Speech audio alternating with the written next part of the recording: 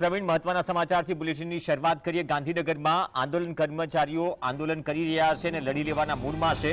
અટકાયત બાદ આજે છુટકારો થયો, પરંતુ મોડી સાંજે છુટકારો થયા બાદ આંદોલનકારીઓ ગાંધીનગરના સેન્ટ્રલ વિસ્ટા ગાર્ડનમાં એકઠા થયા હતા અને બાદમાં આગામી રણનીતિ પર ચર્ચા કરવામાં આવી। અચોક્કસ મુદ્દતની હડતાલ પર ઉતર્યા છે।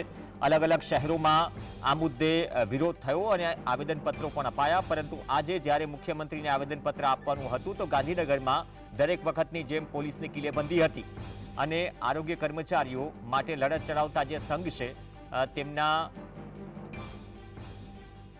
नेता कहो कि आरोग्यकर्मी कहो रणजीतसिंह मोरी सहित तमाम आरोग्य कर्मचारीओनी अटकायत करवामां आवी अने बादमां मोडी सांजे विधानसभानुं सत्र पूर्ण थया पछी तेमने छोड़वामां आव्या।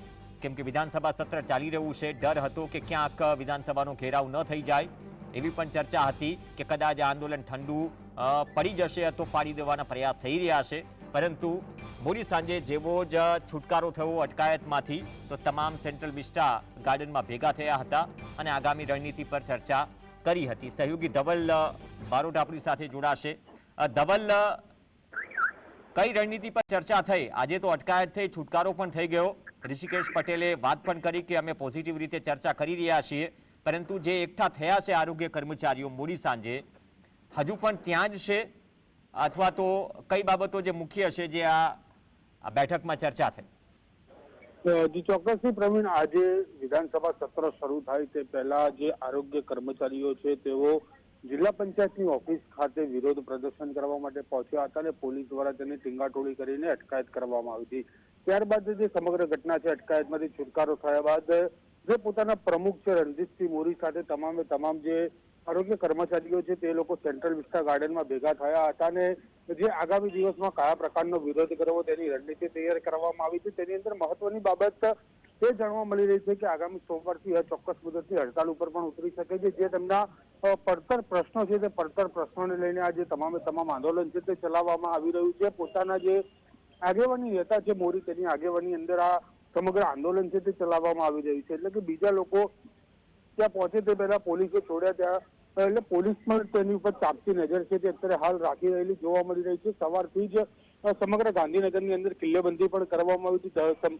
ગાંધીનગરના પ્રવેશ દ્વારના જેટલા પણ રસ્તાઓ છે ત્યાં આગળ પોલીસ ગોઠવાયેલી જોવા મળતી હતી અને જે કોઈ પણ વ્યક્તિ શંકાસ્પદ લાગે કે આરોગ્ય કર્મચારી લાગે તો તેની અટકાયત પણ ત્યાંથી કરવામાં આવતી હતી, પરંતુ જે રણનીતિ છે તે મહત્વની રણનીતિ છે અત્યારે હાલ બનાવવામાં આવી રહી છે। હજુ પણ ત્યાં હાલ સેન્ટ્રલ વિસ્ટા ગાર્ડન ખાતે તમામ આરોગ્ય કર્મચારીઓ હાજર જોવા મળી રહ્યા છે। શું કોઈ વાત એવી થઈ છે કે અચોક્કસ મુદ્દતની હડતાલ આગામી સમયમાં પણ ચાલુ રહેશે?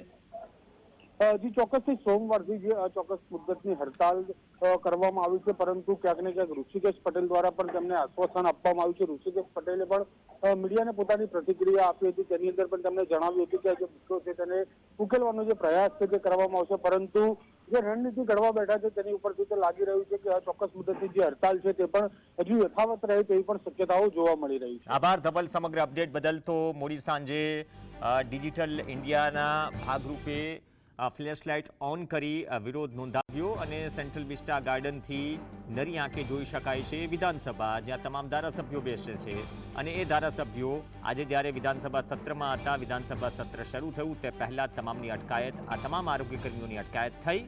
विधानसभा सत्र पूर्ण थयुं, बादमां तेमने छोडवामां आव्या। तो हवे लड़ी लेवाना मूडमां छे आंदोलनकारीओ अने आवनार समयमां आ मुद्दे कया एलान थशे ते कदाच आरोग्यकर्मीओना प्रमुख अथवा तो जे संघ है तेनी प्रेस कॉन्फ्रेंस अथवा तो मीडिया ने अवगत करावशे ते बाद ख्याल आवशे।